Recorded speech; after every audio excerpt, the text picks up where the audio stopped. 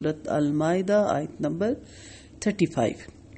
یا ایھا الذین، اے لوگو جو آمنو ایمان لائو، اتقوا اللہ، ڈرو اللہ سے، وابتغوا اور تلاش کرو، الیہ طرف اس کے، الوسیلۃ وسیلہ، وجاہدوا اور جہاد کرو، فی میں سبیلہ راستے میں اس کے، لعلکم تاکہ تم تفلحون تم فلاح پا جاؤ۔ بے حد امپورٹنٹ آیت ہے، اور اس آیت کو دلیل بنا کے شرک اکبر کے لیے استعمال کیا جاتا ہے، اور بالکل اس کی غلط تفسیر لوگوں میں کر کے لوگوں کو انسان کی غلامی میں دیا جاتا ہے اور شخصیت پرستی کے لیے آمادہ کیا جاتا ہے، اور اپنے جیسے انسانوں کو خدا کی صف میں نعوذ باللہ لا کے کھڑا کیا جاتا ہے، اور خدا کی تمام صفات اس میں ڈالی جاتی ہے۔ اس کو آج ہم کوشش کریں گے کہ صحیح طریقے سے سمجھیں۔ یا ایھا الذین آمنوا اتقوا اللہ، یعنی رسول کی اطاعت میں جو نیکی کرو وہ قبول ہے۔ قرب کے اصول کے لیے اب رسول اللہ صلی اللہ علیہ وسلم کی اطاعت کے سوا کوئی وسیلہ نہیں، اور بغیر اس کے عقل سے کرو سو وہ قبول نہیں۔ الوسیلہ، اس کے جو معنی ہیں قرب کے ہیں، مراد ہر وہ چیز جس سے اللہ تعالیٰ کا قرب حاصل ہو۔ اس آیت میں اللہ کے تقوی کا اور اس کا قرب حاصل کرنے کا حکم دینے کے بعد جہاد کا حکم دیا۔ معلوم ہوا کہ اللہ کا تقوی اور اس کا قرب حاصل کرنے کا ذریعہ اس کی راہ میں جہاد، سر توڑ کوشش کرنا ہے۔ اس مقصد کے لیے کسی زندہ شخص سے دعا کروانا بھی جائز ہے، مگر کسی زندہ یا مردہ کا نام لے کر کہنا کہ یا اللہ فلاں کے وسیلے یا طفیل ہماری دعا قبول فرما، نہ قرآن سے ثابت ہے نہ صحیح حدیث سے ہے۔ ہاں، اللہ تعالیٰ کی ذات اور صفات کا واسطہ دے کر یا اپنا کوئی خالص عمل پیش کر کے دعا کر سکتے ہیں، یہ قرآن و سنت سے ثابت ہے۔ وسیلہ ایک مقام کا نام بھی ہے، اس میں بھی قرب کے معنی ہیں۔ عمرو بن عاص رضی اللہ عنہ بیان کرتے ہیں کہ انہوں نے آپ صلی اللہ علیہ وسلم سے سنا، جب تم مؤذن کو سنو تو اس طرح کو جس طرح وہ کہتا ہے، پھر مجھ پہ درود بھیجو، جس نے مجھ پر ایک بار درود پڑھا اللہ تعالیٰ اس پر 10 بار رحمتیں نازل فرمائے گا۔ پھر میرے لیے وسیلے کی دعا کرو۔ وسیلہ جنت کا وہ مقام ہے جو اللہ کے بندوں میں سے صرف ایک ہی کو نصیب ہوگا، اور مجھے امید ہے کہ وہ بندہ میں ہوں گا، لہذا جس نے میرے لیے وسیلے کی دعا کی ہو تو اس کے لیے میری شفاعت واجب ہو جائے گی۔ قرب یعنی وسیلہ اتنی بڑی نعمت ہے کہ جو شخص اللہ تعالیٰ کے جتنا قریب ہے اس سے مزید قرب کی دعا اور کوشش کرتا رہنا چاہیے۔ لعلکم تفلحون، یہود کو اپنے نسب پہ بڑا فخر تھا، اور وہ اسی خوش فہمی میں ہر قسم کے جرائم کا ارتکاب کرتے رہتے تھے اور اپنے آپ کو اللہ کا محبوب سمجھتے تھے، جیسا کہ ہم پچھلی آیات میں پڑھ چکے۔ اب اس آیت میں مسلمانوں کو تعلیم دی گئی کہ تم اگرچہ بہتر امت ہو اور تمہارے نبی بھی سب سے افضل ہے، مگر تمہیں چاہیے کہ نیک اعمال کے ذریعے سے اللہ تعالیٰ کا قرب حاصل کرنے کی کوشش کرو اور اللہ تعالیٰ کی راہ میں جہاد کرو تاکہ آخرت میں فلاح حاصل کرو، یعنی یہود کی طرح بد عمل نہ بنو۔ جیسا کہ میں نے کہا کہ ذریعہ یا سبب اللہ تعالیٰ کا قرب حاصل کرنے کے لیے جو اختیار کیا جائے اسے وسیلہ کہتے ہیں، اور وسیلے کی 3 جائز صورتیں ہیں۔ ایک یہ کہ اللہ کے نام اور اس کی صفات کے حوالے سے مانگنا، دوسرا یہ کہ کسی زندہ شخص کو اپنی دعا کی قبولیت کے لیے وسیلہ بنایا جائے، اور اس کی دلیل کیا ہے؟ سیدنا انس بن مالک فرماتے ہیں کہ سیدنا عمر کے زمانے میں جب قحط پڑا تو سیدنا عباس کے وسیلے سے دعا کرتے اور کہتے یا اللہ پہلے ہم تیرے پاس اپنے پیغمبر کا وسیلہ لایا کرتے تھے تو پانی برساتا تھا،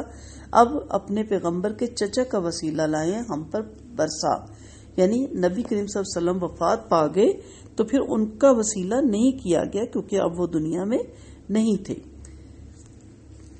سیدنا انس فرماتے ہیں کہ سیدنا عمر ایک زمانے میں زمانے میں قحط پڑا تو سیدنا عباس کے وسیلے سے دعا کرتے اور کہتے یا اللہ ہم تیرے پاس اپنے پیغمبر کا وسیلہ لایا کرتے تھے تو پانی برساتا تھا، اب اپنے پیغمبر کے چچا کا وسیلہ لائیں تو ہم پہ بارش برسا دے۔ راوی کہتا ہے کہ پھر بارش ہو جاتی۔ تیسری صورت اپنے نیک اعمال کو وسیلہ بنانا، اور اس کی دلیل وہ طویل حدیث ہے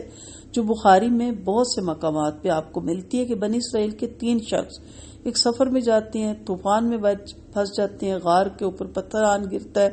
منہ بند ہو جاتا ہے، سب مایوس ہو جاتی ہیں، پھر اللہ سے دعا کرتے ہیں۔ ہر کوئی اپنے اپنے نیک اعمال کو وسیلہ بناتا ہے اور کہتا ہے کہ اللہ تعالیٰ اگر ہم نے یہ کام تیری رضا کے لیے کیا ہو خالصاً تو تو ہماری مدد کر۔ چنانچہ تینوں جب باری باری اپنی باتیں دہراتی ہیں تو آہستہ آہستہ پتھر وہاں سے سرک جاتا ہے اور وہ اس غار سے باہر نکل آتی ہیں۔ اس کے علاوہ اللہ کے نام اور صفات کے وسیلے سے مانگنا بھی جائز ہے، جیسے کہ نبی کریم صلی اللہ علیہ وسلم نے لیلۃ القدر کے حوالے سے یہ دعا سکھائی، اللہم انک عفو تحب العفو فاعف عنی۔ مگر ہمارے یہاں وسیلہ پکڑنے کا بہت غلط مفہوم رائج ہو چکا ہے اور وہ یہی سمجھتے ہیں کہ زندہ لوگوں کو یا درویش یا ولی جو فوت ہو چکے ہیں یا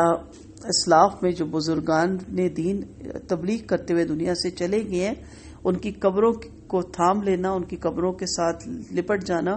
اور وہاں بیٹھ کے دعا مانگنا یہ قرب کا ذریعہ ہے، ایسا نہیں ہے۔ نیز وسیلہ جیسے میں نے کہا جنت میں عرش رحمان کے نزدیک ایک مقام کا بھی نام ہے اور اس کے لیے بھی آپ صلی اللہ علیہ وسلم نے فرمایا جو شخص میرے لیے وسیلے کی دعا کرے گا میں اس کی شفاعت کروں گا۔ اصل وسیلہ اللہ کی راہ میں جہاد ہے، جد و جہد کرنا، جہاد کرنا،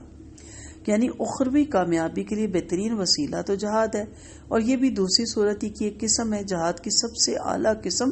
قتال فی سبیل اللہ ہے۔ تاہم جہاد انسان کی ہر اس کوشش کو بھی کہہ سکتے ہیں جو اسلام کی اشاعت اور اسلامی نظام کے قیام میں معاون ثابت ہوتی ہے۔ یہ اس راہ کی رکاوٹوں کو دور کرنے والی ہو، خواہ یہ زبان سے ہو، تحریری ہو یا ہاتھ سے کی جائے۔ آپ صلی اللہ علیہ وسلم نے فرمایا اللہ نے جس نبی کو بھی اس کی امت میں مبعوث فرمایا اس کے لیے کچھ حواری اور صحاب ہوتے ہیں جو اس کی سنت پر کاربند اور اس کے حکم پر چلتے رہتے ہیں۔ پھر ان کے بعد ایسے ناخلف آتے ہیں جو کچھ وہ کہتے تھے کرتے ہی نہیں تھے اور ایسا کام کرتے تھے جن کا انہیں حکم نہیں دیا گیا تھا۔ اب جو کوئی ایسے لوگوں سے ہاتھ سے جہاد کرے وہ مومن نہیں، اور جو زبان سے جہاد کرے وہ بھی مومن نہیں، اور جو دل سے جہاد کرے برا سمجھے وہ بھی میں غلط حدیث کا کوٹ کر گئی،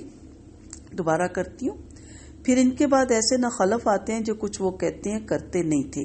ایسے کام کرتے ہیں جن کا انہیں حکم نہیں دیا گیا تھا۔ اب جو کوئی ایسے لوگوں سے ہاتھ سے جہاد کرے وہ مومن ہے، جو زبان سے جہاد کرے وہ بھی مومن ہے، اور جو دل سے جہاد کرے یعنی اسے برا سمجھے وہ بھی مومن ہے، اور اس کے بعد رائی کے دانے برابر بھی ایمان نہیں۔ جہاد کا ہدف سب سے پہلے اپنے نفس سے ہونا چاہیے، پھر اقربا،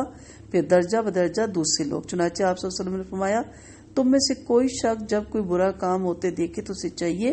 کہ بازو سے روکے، اگر ایسا نہ کر سکے تو زبان سے روکے، یعنی تحریر سے روکے، تقریر سے روکے، اس میں تبدیلی لائے، اگر ایسا بھی نہ کر سکے تو دل میں کم سے کم اسے برا جانے، اور یہ ایمان کا کمزور ترین درجہ مانا جاتا ہے۔ تو وسیلہ اصل میں یہ ہے کہ انسان نیک عمل کرے اور اللہ کی حکم کے مطابق اور نبی کریم صلی اللہ علیہ وسلم کی اطاعت کرے اور ان چیزوں کو وسیلہ بنائے، اور وہی وسیلہ بنیں گے، وہی آگے سے راستے آسان کریں گے۔ باقی مدفون شدہ بزرگان دین کی قبروں پہ چادر چڑھانا، دیے جلانا یا ان کے وسیلے سے، ان کے طفیل سے دعائیں مانگنا، چاہے وہ پیغمبر ہیں، چاہے وہ صحابہ ہیں، چاہے اس کے بعد بزرگان دین ہیں، تو ایسی دعائیں قبول نہیں ہوتی۔ ان کی قبروں میں تو جا کے ان کی بخشش کی دعا کا حکم ہے۔ وہ اس وقت اس کنڈیشن میں ہوتے ہیں کہ ان کے لیے دعائیں بخشش کی جائے، دعائیں مغفرت کی جائے، نہ کہ ہم اپنے لیے ان کو وسیلہ بنا کے دعا مانگیں۔ اللہ تعالی ہمیں دین کی صحیح سمجھ عطا کرے۔ وآخر دعوانا ان الحمد للہ رب العالمین۔